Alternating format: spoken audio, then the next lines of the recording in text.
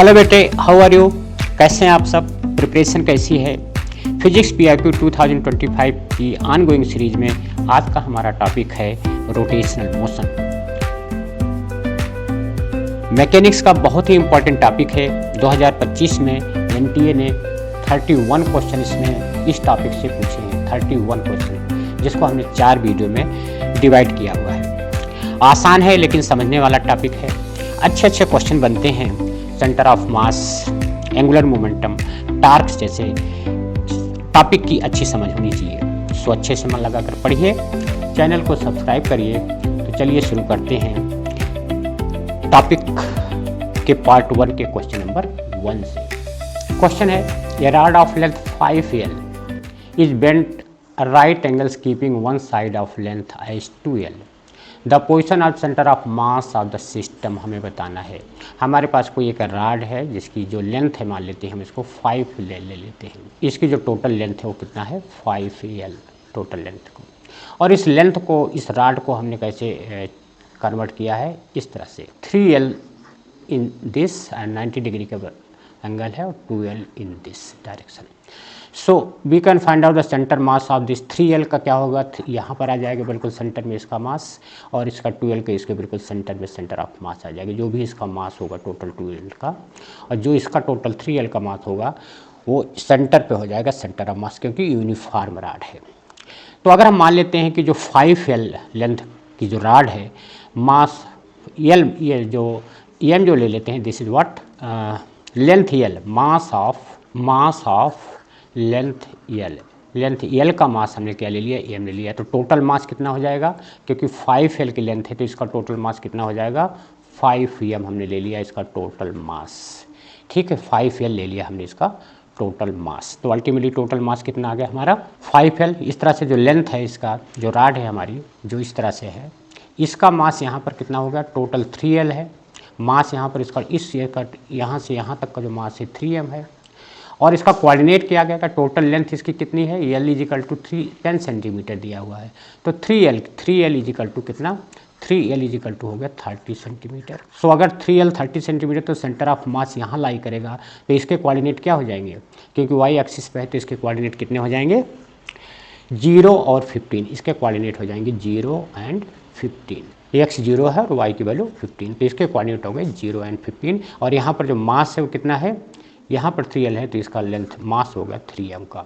Similarly here at this point क्या हो जाएगा? मान लीजिए इस पॉइंट को हमने A ले लिया, और दिस पॉइंट पे B पे हमारा क्या हो जाएगा? सेंटर ऑफ मास। यहाँ की टोटल लेंथ हमारी क्या है? 20 सेंटीमीटर है, क्योंकि 2L का लेंथ है। तो यहाँ सेंटर क्या हो जाएगा? 10 और y कोऑर्डिनेट 0। तो इसका जो हमारे पास कोऑर्डिनेट आ गया कितना, और यहाँ का जो मास होगा कितना होगा? 2M हो गया। तो एक तरह से हमारे पास 2 पॉइंट्स हैं A और B। A का कोऑर्डिनेट है 0 एंड 15 और B का कोऑर्डिनेट है 10 एंड 0। यहाँ का मास 3M है, यहाँ का मास 2M है। And we have to find out कि what centre of mass of this rod. यानी हमारे पास क्या क्या गिवन है? मान लो हम इस पॉइंट को हमने x1 y1 मान लिया। इस पॉइंट को, जो पॉइंट B है, इसको x1 y1, इसको हमने x2 y2 ले लिया। तो हमारे पास x1 कितना है? x1 is equal to how much? x1 का जो मास है, x1 की वैल्यू कितना है? 10। और y1 की वैल्यू कितना है? y1 0। सिमिलरली x2 कितना है? x2 कितना है हमारे पास? 0। और y2 कितना है हमारे पास? y2 की वैल्यू कितना है? 15। और मास जो m1 है हमारे पास कितना है? 2M। m1 को हमने यहाँ पे लिया हुआ है 2M। और जो m2 है हमारे पास कितना है? 3M। m2 की वैल्यू कितना है हमारे पास? 3M। These are the data. Now we have to find out centre of mass of this rod. तो हमारे पास फार्मूला क्या होता है? x सेंटर ऑफ मास क्या बन जाएगा? m1 x1। फार्मूला हमारे पास क्या होता है? m1 x1 plus m2 x2 अपान m1 प्लस m2। क्या बन जाएगा? m1 हमारे पास कितना है? 2M इंटू x1 की वैल्यू कितना है? 10 प्लस m2 कितना है? 3M और x2 की वैल्यू कितना है? 0 अपान m1 कितना है? 2M एंड m2 कितना है? 3M। सो अल्टीमेटली जो xCM की वैल्यू हमारे पास कितना आ गई? जो x सेंटर ऑफ मास की वैल्यू कितना आ गई? इसको जब हमने सॉल्व किया तो इसकी वैल्यू हमारे पास कितना आ गई? 2M इंटू 10 की 20M और प्लस 0 अपान 2M प्लस 3M यानी 5M। तो अल्टीमेटली जो हमारे पास वैल्यू आ गई कितना आ गई? 4। 4 सेंटीमीटर, इसकी वैल्यू आ गई 4 XCM। सिमिलरली y की वैल्यू कितना आ गई, YCM कितना हमारा पा गया, इसमें हमारा क्या हो गया M1 Y1 plus M2 Y2 अपान M1 प्लस M2, क्या वैल्यू हो गई हमारी, M1 कितना है फिर से 2M इंटू x1 कितना था यहाँ पर, x1 की वैल्यू कितना है हमारे पास, सॉरी y1 की वैल्यू कितना है 0, और सिमिलरली M2 कितना है हमारा 3M, और y2 की वैल्यू कितना है 15 अपान M1 प्लस M2 कितना है 2M प्लस 3M। इसको जब हम सॉल्व करेंगे तो कितना आ गया 45M अपान 5M 49 15। तो हमारे पास जो YCM कितना आ गया, y जो सेंटर ऑफ मास है किसकी वैल्यू कितना आ गई 15 49M 45M divided by 5M, तो इसकी वैल्यू आ गई 9 सेंटीमीटर। यानी अल्टीमेटली हमारे पास जो कोऑर्डिनेट आ गए जो RCM हमारे पास कितना आ गया, वैल्यू हमारे पास इस तरह से कुछ आ गई 4 1 2 3 4 मान लो यहाँ ले लिया, और यहाँ पर मान लो 9 ले लिया हमने, इस तरह से करके वैल्यू बढ़ा के यहाँ पर आ गया अल्टीमेटली पॉइंट हमारे इस टाइप से करके यहाँ पर कहीं आ जाएगा, यानी कितना आ गया 4 और 9 आ गया 4 और 9। तो अल्टीमेटली हमारे पास जो कोऑर्डिनेट RCM आ गई, जो सेंटर ऑफ मास आ गया कितना आ गया 4i cap plus 9j cap 4i cap plus 9j cap. So first option is the correct option. हमारा नेक्स्ट क्वेश्चन है consider a circular dish of radius 20 centimetre. कोई circular dish है जिसकी radius 20 centimetre है and centre is located at the origin. A circular hole of radius 5 cm is cut from this disc in such a way that the edge of the hole touches the edge of the disc. The distance of the center of the residual or remaining disc from the origin.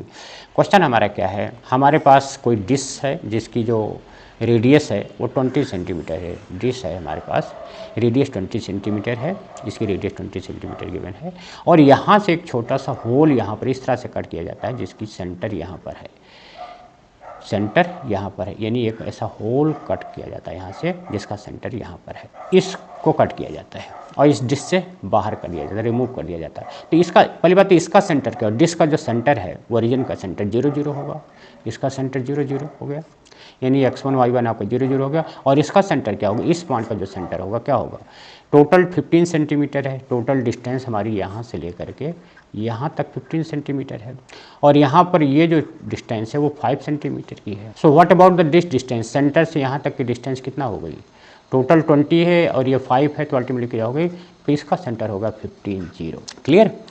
तो दो centres हमारे पास आ गए 0 0, यहाँ चाहे point हम इसको ले लेते हैं, पॉइंट ए ले लीजिए और इसको पॉइंट चलो बी ले लेते हैं, दो पॉइंट्स हैं जिनका सेंटर हमें पता है। और एक चीज़ और है कि इसमें जो डिस्क है वो यूनिफॉर्मली है, जिसका डेंसिटी यानी जो मास है इक्वली डिस्ट्रीब्यूटेड है एरिया के हिसाब से, यानी mass will be proportional to its area.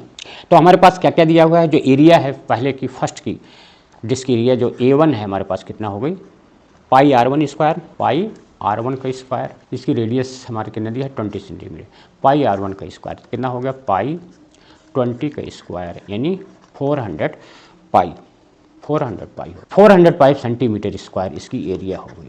What about A2, A2 कितना है, जो होल की एरिया है, पाई R2 का स्क्वायर हम ले लेते हैं, R2 हमारा 5 सेंटीमीटर है, तो 5 पाई इंटू 5 का स्क्वायर यानी 25 पाई सेंटीमीटर स्क्वायर इसकी एरिया हो गई होल की, जो उसमें से रिमूव्ड हो रहा है। Since the hole is being cut through the disc, so we can treat is a negative area या निगेटिव मास कर सकते हैं कि उसमें से डिडक्ट हो गया, रिड्यूस हो गया। तो जब हम फार्मूला लगाएंगे हमारे पास क्या है, पहली बात तो हमारे पास कोऑर्डिनेट क्या है, x1 y1 क्या है, x1 हमारा जो कोऑर्डिनेट है 0 है और y1 भी 0 है, हमने लिया हुआ है ओरिजिन का, और सिमिलरली जो वायु एक तो हमारे पास ये है, दूसरा हमारे पास x2 क्या है 15 है और y2 फिर से 0 है, ये चीज़ हमने लिया हुआ है, ये चीज़ क्लियर।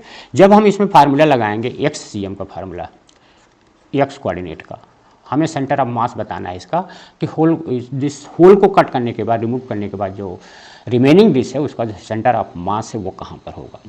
तो हमारे पास फार्मूला क्या होता है, जो बेसिक फार्मूला हमारे पास होता है m1 x1 plus m2 x2 upon m1 plus m2, ये फार्मूला हमारे पास होता है। बट यहाँ पर हमारा क्या है कि मास को रिमूव्ड कर रहे हैं, मतलब जो एरिया है दैट इज़ गेटिंग रिमूव्ड, इस टाइप चीज़ हो गई। यहाँ पर हमारे पास जो डिश है ये ओरिजिनल डिश है हमारी, और इसमें से ही आपका ये जो डिस्क है इसको रिमूव कर रहे हैं, तो हमारा सेंटर ऑफ मास इधर कहीं आ जाएगा शिफ्ट होकर के। तो हमें इसी सेंटर ऑफ मास की जो एक्स वाई की वैल्यू है वो बताना है हमें। What will be the centre of mass of this remaining portion when this portion has been removed. So हमारे पास यहाँ पर जो मास हो जाएगा क्या बन जाएगा, हमारे पास फार्मूला जो XCM को बनता है, क्या बनता है यहाँ पर m1 x1 minus m2 x2 हो जाएगा, क्योंकि ये वाला पार्ट हमारा रिमूव्ड हो रहा है अपॉन m1 माइनस m2, ये फार्मूला बनता है। अब यहाँ पर हमें देखना है कि जो हमारा मास है that is proportional to area.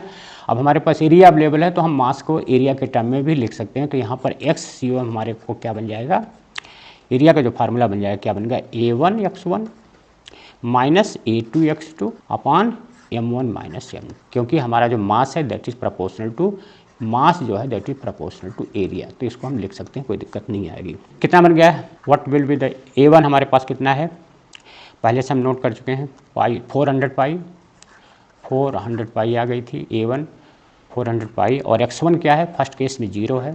Similarly minus हमारा क्या है, दूसरे केस में कितना आ गई थी 25 पाई, और दूसरा हमारा y1 कितना है, सॉरी इसकी वैल्यू कितना है, x2 हमारा 15 था, इंटू 15 हो गया अपॉन m1 माइनस m2, यानी m1 माइनस m2 कितना है हमारे पास एरिया, एरिया की जगह हमने माइनस A1, हमारा जो A1 है that is equal to A1 minus A2, हम इसको लिख सकते हैं इस फार्मूले को। यहाँ पर m1 माइनस m2 की जगह हम A1 माइनस A2 भी लिख सकते हैं, क्योंकि हमने यहाँ चेंज किया हुआ है, तो you can write it here. इसको आप A1 माइनस A2 भी लिख सकते हैं। तो कितना होगा एरिया हमारा 400 पाई माइनस कितना था 25 पाई, माइनस 25 पाई।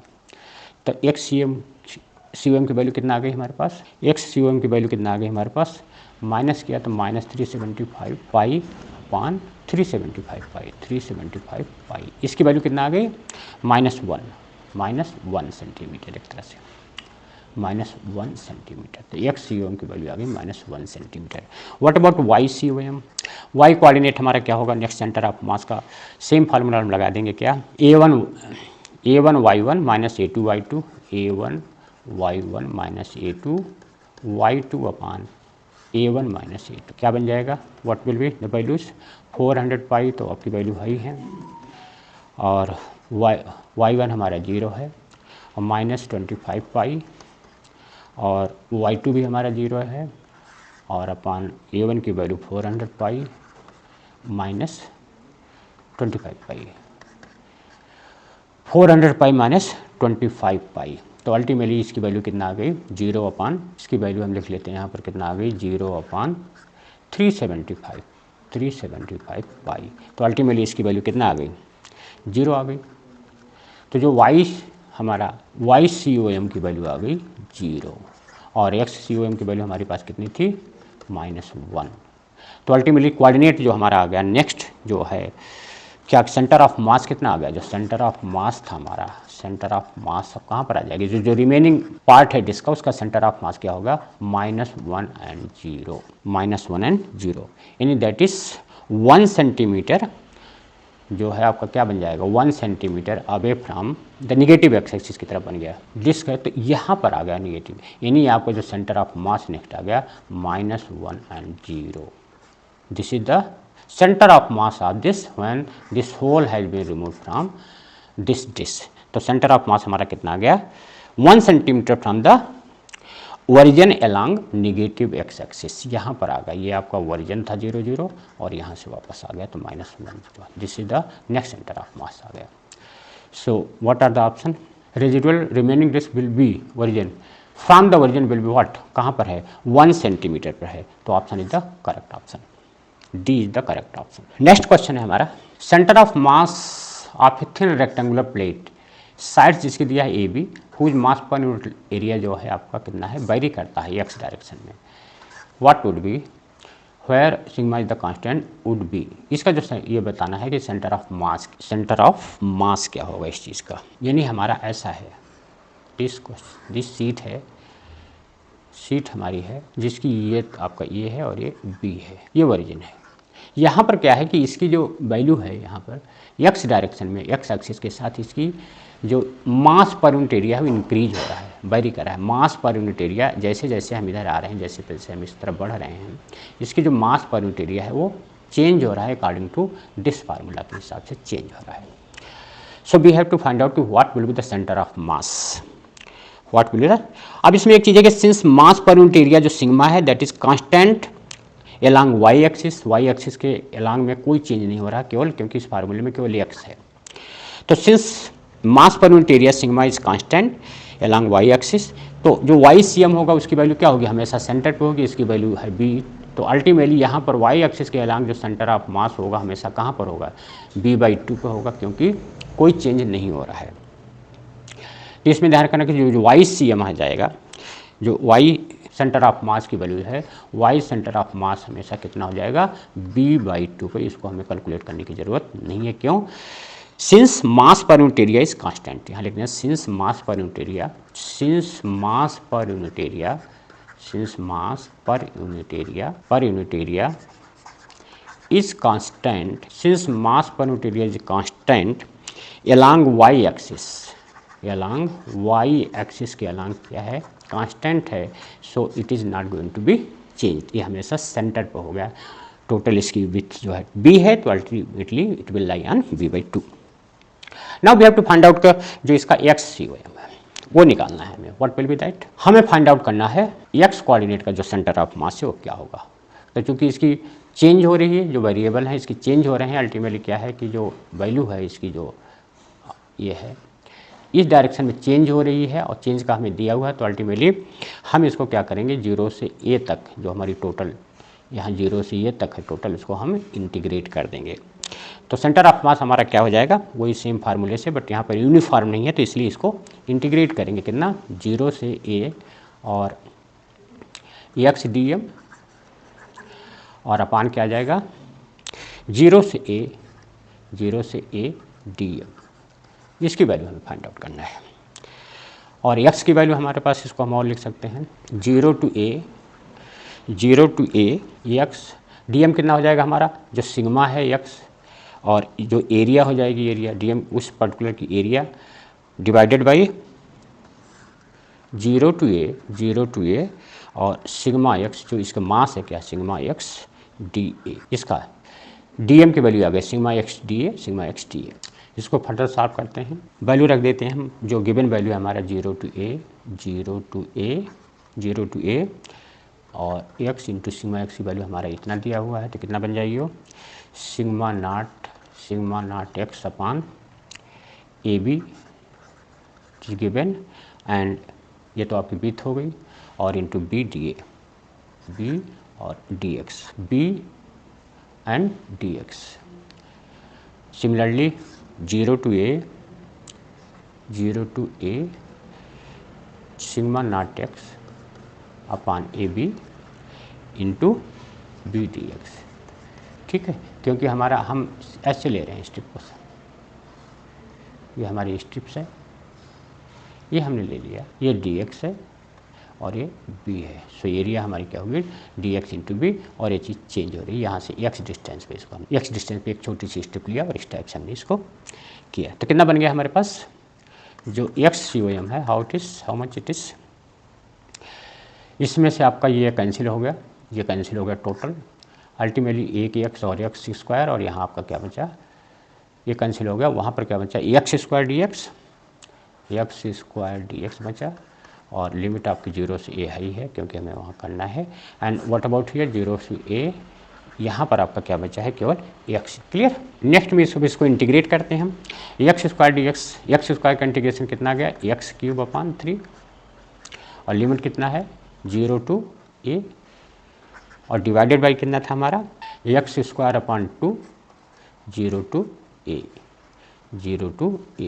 इसकी वैल्यू कितना आ जाएगी हमारी, जब लिमिट रखेंगे हमारा, तो a³ माइनस 0 यानी a³ आ जाएगा, a³/3, और यहाँ पर क्या वैल्यू आ गई, a²/2, इसकी वैल्यू कितना आ जाएगी, इसकी वैल्यू कितना हो जाएगी, a³ इंटू 2 अपान 3a², तो आपका a स्क्वायर से आपको ये कट गया 2a/3, तो अल्टीमेटली हमारी वैल्यू कितना आ गई, 2a/3। तो जो हमारा एक्स.cm है कितना आ गया 2a/3 और दूसरा कोऑर्डिनेट हमारा कितना था 2a/3 तो हमारा आ गया एक्स कोऑर्डिनेट और वाई कोऑर्डिनेट हमारा कितना था b/2। तो अल्टीमेटली हमारे पास जो सेंटर ऑफ मास आ गया, सेंटर ऑफ मास जो आ गया, सेंटर ऑफ मास रेक्टेंगुलर जो प्लेट है इसका जो सेंटर ऑफ मास होगा क्या होगा 2a/3 and b/2। Let us see the options, क्या ऑप्शन है इसमें, इसमें कौन सा ऑप्शन है फिर 2a/3 and b/2, option A is the correct option, option A is the correct option. हमारा नेक्स्ट क्वेश्चन है स्क्वायर लेमिना है कोई OABC जिसकी length 10 centimetre is vibrated at O, forces act at lamina as shown in figure. If lamina remains stationary then the magnitude of F is, अगर stationery है, if anything is stationary, ये जो lamina है stationery है तो इसका मतलब कि जो नेट फोर्स है क्या है, नेट फोर्स क्या हो जाएगा, नेट फोर्स कितना हो जाएगा, स्टेशनरी है तो net force equal to 0, force net force 0 है। तो और यहाँ पर क्या है नेट टार्क जो है, नेट जो टार्क है वो भी क्योंकि ये स्टेशनरी है, नेट टार्क जो है वो भी आपका क्या होगा 0। तो दो चीज़ें आपकी 0 हैं, नेट टार्क और नेट फोर्स क्या है 0 हैं, as it is in equilibrium दिया हुआ, because it is in equilibrium में दिया हुआ है, इक्विलिब्रियम में होने की वजह से net force and net torque 0 हो गए। अब इसमें क्या क्या फोर्सेज हैं ये देखना है। लेमिना हमारा कुछ इस टाइप से है, शीट जो है। अब यहाँ पर अलग अलग फोर्सेस लग रहे हैं, एक फोर्स इधर लग रहा है, एक फोर्स आपको इधर लग रहा है और यहाँ भी फोर्सेस लग रहे हैं अपवर्ड डायरेक्शन, इधर भी और इधर भी फोर्स लग रहे हैं, और क्या लग रहे हैं इधर भी फोर्स लग रहा है और इधर भी फोर्स लग रहा है, ये फोर्सेज हैं। और यहाँ पर जो है ये पाइवेटेड है, यहाँ से अटैच्ड है। तो अल्टीमेटली हम इसको अगर मान लेते हैं कि ये मान लो पॉइंट ए है, दिस पॉइंट अगर ए मान लिया, इस पॉइंट को अगर बी मान लिया, दिस पॉइंट इज सी, और सबकी लेंथ भी दिया हुआ है 10 centimetre, length is given 10 centimetre, 10 centimetre की लेंथ गिवन है। तो हमने साइड को कैलकुलेशन के लिए मान लिया कि लेंथ ए ले लेते हैं, लेंथ जो है ए, ये 10 सेंटीमीटर गिवन है, ए इक्वल टू 10 सेंटीमीटर, लेंथ हमने ले लिया 10 सेंटीमीटर की लेंथ गिवन है। अब देखिए यहाँ पर जो हमें टार्क निकालना है, टार्क होता क्या है, टार्क हमारा क्या होता है force into perpendicular distance, torque हमेशा हमेशा क्या होता है फोर्स इंटू जो उसकी परपेंडिकुलर डिस्टेंस है, ये टार्क होता है। यहाँ पर हमारा जो फोर्सेस के इस पॉइंट के विद रिस्पेक्ट टू ओ, हमारे पास कौन कौन सी फोर्सेज एफ हैं, सारे फोर्सेज एफ है, कितना दिया है 10 न्यूटन, ये फोर्स भी हमारा 10 न्यूटन का है, this force is also 10 Newton, 10 Newton, ये फोर्स भी हमारा 10 न्यूटन है, this force is also 10 Newton, this force is also 10 Newton, and this force is also 10 Newton, and this force is also 10 Newton, and this force we don't know, but इतना पता है कि all the things are in equilibrium। अब यहाँ पर ये वाला जो फोर्स है हमारा, ये वाला फोर्स यहाँ से निकल के जाता है, पास हो रहा है, तो इसकी जो एग्जिस्टेंस होगी रोटेट करने में इसका कोई रोल नहीं होगा। And what about this, similarly हमारा ये जो फोर्स है ये यहाँ से भी जा रहा है, तो इस फोर्स का भी अपना कोई कंट्रीब्यूशन नहीं है।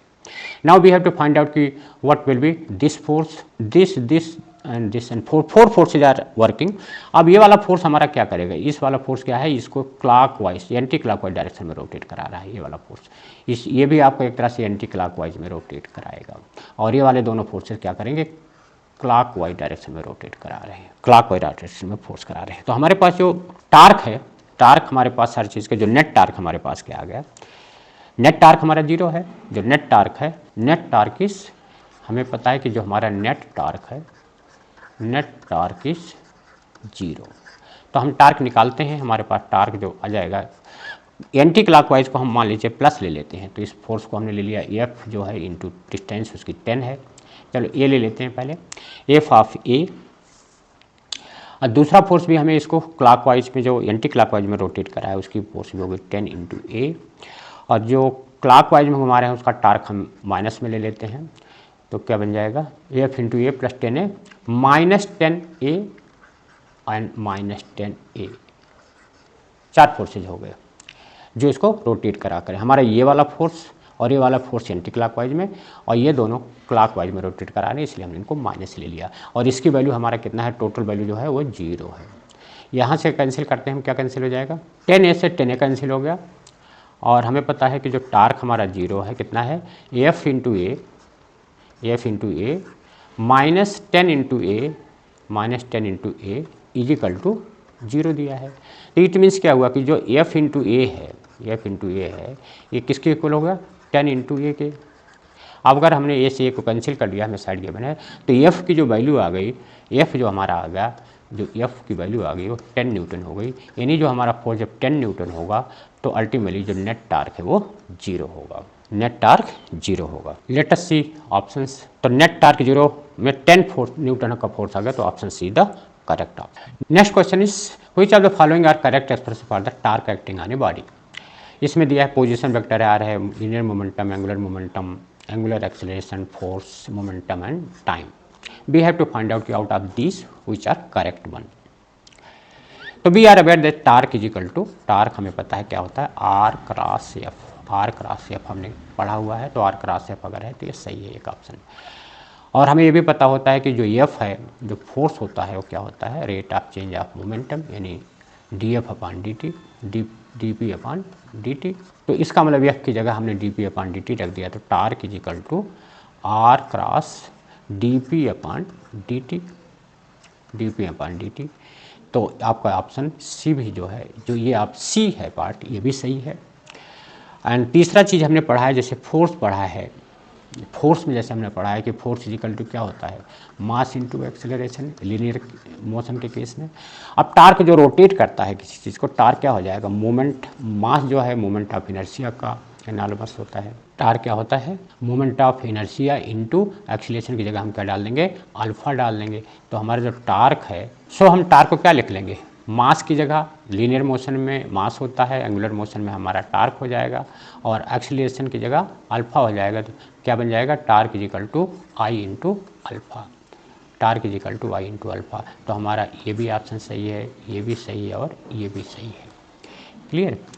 अब हम चेक करते हैं कि जो बाकी दो ऑप्शन हैं इनमें क्या, जो बाकी ए और बी में गिवन है वो क्या सही है या गलत है। अब एक चीज़ और हमने पढ़ा हुआ कि जो हमारा एंगुलर मोमेंटम होता है वो क्या होता है, R cross P. Angular momentum जो होता है हमने पढ़ा हुआ है, आर क्रॉस पी होता है। So D L upon D T, अगर हम इसको डिफ्रेंशिएट करेंगे तो D L upon D T क्या हो जाएगा, जो D L upon D T की वैल्यू है क्या बन जाएगी, D L upon D T की वैल्यू क्या बन जाएगी, D upon D T, D upon D T और आर क्रॉस पी। हमने इसको डिफ्रेंशिएट करते हैं तो व्हाट विल बी, वही first into second plus second, इसमें हम प्रोडक्ट रूल लगा देते हैं। तो क्या बन जाएगा हमारे पास, D R upon D T, D R upon D T, D R upon D T into P, D R upon D T into P, plus दूसरे का कर देते हैं तो कितना बन जाएगा, D P upon D T, D P upon D T. Product rule लगा दिया फर्स्ट इंटू सेकंड का, दिस इसका इंटू दिस प्लस इसका इंटू दिस, हमने लगा दिया प्रोडक्ट रूल। अब हमें पता है D R upon D T क्या होता है, ये वाला जो टर्म होता है D R upon D T क्या होता है, ये वेलोसिटी होता है।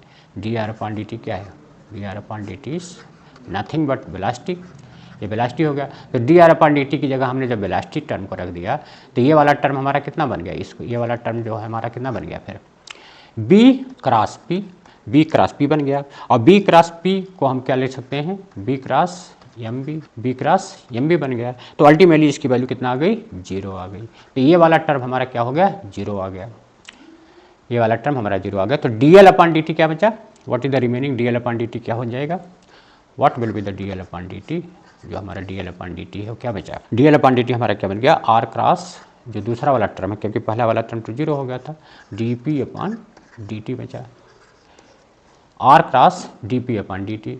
और R cross D P upon D T अभी हमने पढ़ा था क्या होता है, अभी हमने यहाँ सेकंड से इससे भी पढ़ा है कि सही था, ये क्या बन गया, R cross D P upon D T equal to torque होगा। तो हमारे पास फार्मूला आ गया कि जो D L upon D T है, D L upon D T की वैल्यू टार्क के बराबर है, D L upon D T हमारा टार्क है।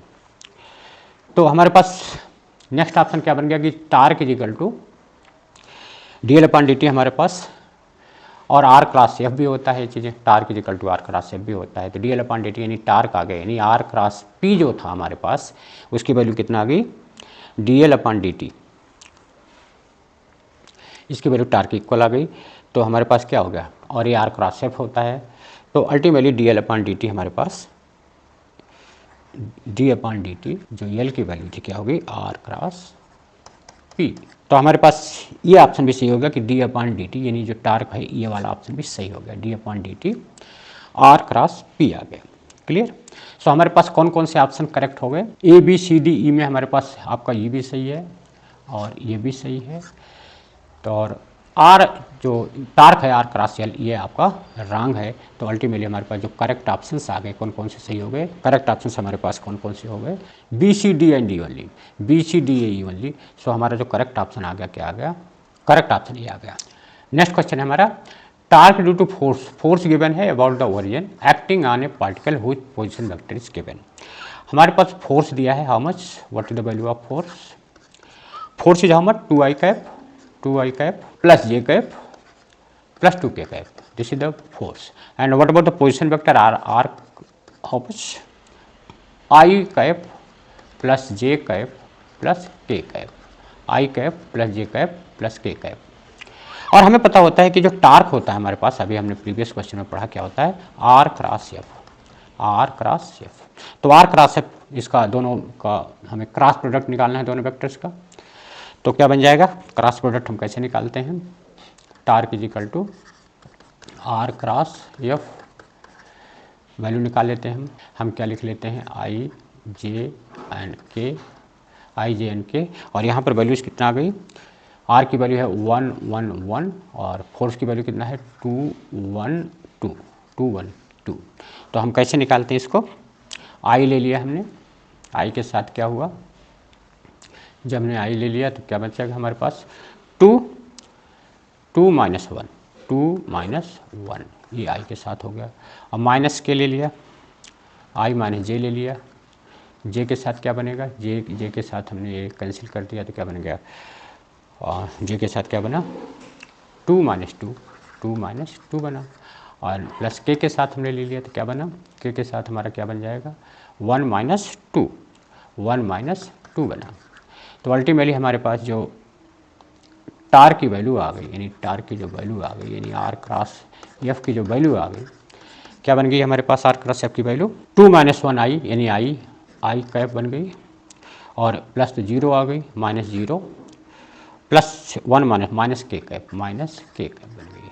तो अल्टीमेटली हमारे पास जो वैल्यू आ गई I cap minus K cap आ गई value, I cap minus K cap. तो टार्क जो हमारा आ गया, torque is equal to R cross F is equal to R cross F की जो वैल्यू आ गई वो I cap minus K cap आ गई, I cap minus K cap. Let us see the option I cap minus K cap, option C the correct answer, option C is the correct option. So last question of this session is what? ये uniform rod of mass 250 gram and length 100 centimetre, यानी हमारे पास कोई एक rod है, हमारे पास कोई एक rod है जिसका मास कितना है, ये हमारे पास कोई एक रॉड ले लीजिए, ये हमारे पास रॉड है, टोटल इसकी जो लेंथ है कितना है 100 सेंटीमीटर, 100 सेंटीमीटर इसकी जो लेंथ है 100 सेंटीमीटर है। और क्या गिवन है, इसका जो मास है 250 ग्राम, यानी इसका मास यहाँ पर लाई करेगा इसके बिल्कुल सेंटर पे, तो इसका मास 250 ग्राम जो लाई करेगा इसके बिल्कुल सेंटर पे लाई करेगा ग्राम्स। और क्या गिवन है, is balance on a sharp edge at 40 centimetre mark, यहाँ पर मान लीजिए कि 0 है और यहाँ पर 100 सेंटीमीटर है, 0 से 100 सेंटीमीटर के बीच है, तो 40 सेंटीमीटर यानी यहाँ करीब करीब 40 सेंटीमीटर के यहाँ पर आपके पास एक कोई शार्प एज है जिस पे ये बैलेंस्ड है, इस पर ये बैलेंस्ड है 40 सेंटीमीटर, ये जो पोजीशन है ये मार्क जो है 40 सेंटीमीटर का है। क्लियर, ये mass of 400 gram is suspended at 10 centimetre mark, और यहाँ पर करीब 10 सेंटीमीटर के मार्क पे, यहाँ पर मान लो 10 सेंटीमीटर का मार्क है, यहाँ पर कितना मास सस्पेंडेड है 400 ग्राम, यहाँ पर एक मास है जिसका मास है कितना 400 ग्राम, यहाँ पर कोई ऑब्जेक्ट है जिसका मास है 400 ग्राम, यहाँ पर मास है what 10 centimetre. To maintain the balance of the rod mass to be suspended 90 centimetre mark, यहाँ पर देखो ये 90 सेंटीमीटर मार्क मान लो, यहाँ पर 90 सेंटीमीटर है, यहाँ पर आपको कोई मास आपको हैंग करना है जिससे कि रॉड जो है वो बैलेंस में रहे। तो m ग्राम का मास हम यहाँ पर कहीं सस्पेंड करना चाहते हैं so that this rod should be in a balance equilibrium में रहे। अब देखो यहाँ पर इसके रिस्पेक्ट में हम मोमेंट निकाल लेते हैं, टार्क निकाल लेते हैं, इसके रिस्पेक्ट में हम टार्क निकाल लेते हैं। तो टार्क ये क्या जो मास करेगा इसको क्या करेगा, ये एंटी क्लॉकवाइज डायरेक्शन में रोटेट कराएगा। हम इधर की चीज़ों को लेफ्ट हैंड साइड में हम मान लेते हैं एंटी क्लॉकवाइज, और जो राइट हैंड साइड में हम इन दोनों को मान लिया क्या क्लॉकवाइज में, ये दोनों क्लॉकवाइज में इसको घुमाएंगे। तो क्या है, since the rod is in equilibrium, rod आपका इक्विलिब्रियम में है तो जो टार्क होगा क्या होगा, जीरो होगा। So let us find out, since the rod is in equilibrium, जो यूनिफॉर्म आपका रॉड है, rod is in equilibrium, rod is in equilibrium, so torque हमारा क्या होगा, टोटल टार्क हमारा जीरो होगा। अब टार्क के लिए क्या होता है, फोर्स इंटू परपेंडिकुलर डिस्टेंस, तो हम इसको देखते हैं तो क्या बन जाएगा, यहाँ से इसकी डिस्टेंस कितना है, what is the distance of this from here, ये यहाँ से 10 सेंटीमीटर पे है और यहाँ से 40 पे है, तो इसके रिस्पेक्ट में हम टार्क ले रहे हैं यहाँ से, तो कितना बन जाएगा, ये 30 सेंटीमीटर, यानी जो मास 400 ग्राम का मास है कितना डिस्टेंस पे है, 30 सेंटीमीटर है। 400 ग्राम ऑफ मास, 400 ग्राम का जो मास है कितना डिस्टेंस पे है, 30 सेंटीमीटर पे फ्रॉम जहाँ से हमको टार्क लेना है। एंड व्हाट अबाउट दिस 250 ग्राम, यहाँ से ये 50 पर है, ये 50 सेंटीमीटर पे है और यहाँ से कितना है, 40 है, तो ये डिस्टेंस हमारी कितना होगी, 10 हो गई यहाँ से यहाँ तक की। तो 250 ग्राम का जो मास है, 250 ग्राम का जो मास है, 250 ग्राम का जो मास है, इसकी डिस्टेंस है वहाँ से कितना, 10 सेंटीमीटर, और ये क्लॉकवाइज में है, ये क्लॉकवाइज में है और ये एंटी क्लॉकवाइज में है। तीसरा हमारा क्या है, ये वाला जो मास है हमारा, ये भी आपका क्लॉकवाइज में करेगा, इसकी डिस्टेंस कितना है, यहाँ से इसकी डिस्टेंस कितना हो गई, यहाँ से इसकी डिस्टेंस देखो, यहाँ से यहाँ तक की ये टोटल 90 है और यहाँ पर यह 40 पे है, तो टोटल डिस्टेंस यहाँ से इसकी जो डिस्टेंस हो गई वो 50 हो गई। तो जो m ग्राम का मास है, अगले पेज, जो m ग्राम का मास है, m ग्राम का जो मास है उसकी डिस्टेंस है कितना, कितनी डिस्टेंस आई थी, 50, इसकी डिस्टेंस है 50 सेंटीमीटर की, और ये क्या कर रहा है, ये भी क्लॉकवाइज में इसको रोटेट कर रहा है। सो जब हम टार्क निकालेंगे, टोटल टार्क निकालेंगे तो कितना हो जाएगा, क्लॉकवाइज को मान लो एंटी क्लॉकवाइज को हम प्लस ले लेते हैं, तो कितना हो गया, फोर्स इंटू परपेंडिकुलर डिस्टेंस, यानी 400 ग्राम, 400 ग्राम का जो मास है, 400 ग्राम इंटू कितना डिस्टेंस थी इसकी, 30 सेंटीमीटर, 30 सेंटीमीटर माइनस 250 ग्राम का जो मास है, 250 ग्राम का जो मास है इंटू उसकी डिस्टेंस कितना थी, 10 सेंटीमीटर, और माइनस दूसरा क्या था, m ग्राम का जो मास है, माइनस m ग्राम का जो मास है, m ग्राम GMS का जो मास है into how much distance, 50 centimetre, 50 centimetre is equal to 0, क्योंकि टार्क 0 इक्विलिब्रियम में है। यहाँ पर दोनों मोशन, ट्रांसलेशनल और रोटेशनल दोनों मोशन 0 हैं, क्योंकि रॉड जो है इक्विलिब्रियम पे है, ठीक है। सो ये कितना हो गया टार्क हमारा, 400 इंटू 30 कितना हो गया, 400 इंटू 30 कितना आ गया, 12,000 ग्राम सेंटीमीटर, है ना, gram centimetre, minus 2,500 gram centimetre, gram centimetre and minus 50 mass gram centimetre is equal to 0। यहाँ से हमने इसको कर लिया तो कितना आ गया, ये 9,500 ग्राम सेंटीमीटर, और माइनस कितना हो गया, 50 mass gram centimetre is equal to 0, यानी कितना हो गया हमारे पास, 9,500 gram centimetre is equal to हम कर देते हैं कितना, 50 मास ग्राम सेंटीमीटर। तो यहाँ से हमारे पास मास जो आ गया, कितना आ गया, मास की वैल्यू हमारे पास कितना आ गई, मास कितना आ गया हमारे पास, 9,500 अपॉन 50, तो कितना आ गया है, 1590 जो, तो m की जो वैल्यू आ गई कितना आ गई, 190 ग्राम। इतना मास अगर हम हैंग करेंगे तो जो रॉड है वो क्या होगी, इक्विलिब्रियम में होगी, 195 मास ग्राम जो है वो इक्विलिब्रियम में आ जाएगा, तो स्टिच रहेगी। So what are the answer here, यानी हमारा जो यहाँ पर मास है वो कितना आएगा, 190 ग्राम का जो मास है यहाँ पर होल्ड करेंगे तो फिर ये इक्विलिब्रियम में रहेगी। तो what are the options, option is the D, correct option is D. Clear? So in this way we have covered rotational motion part 1. PDF आपके टेलीग्राम चैनल पर अवेलेबल है. Wish you all the best.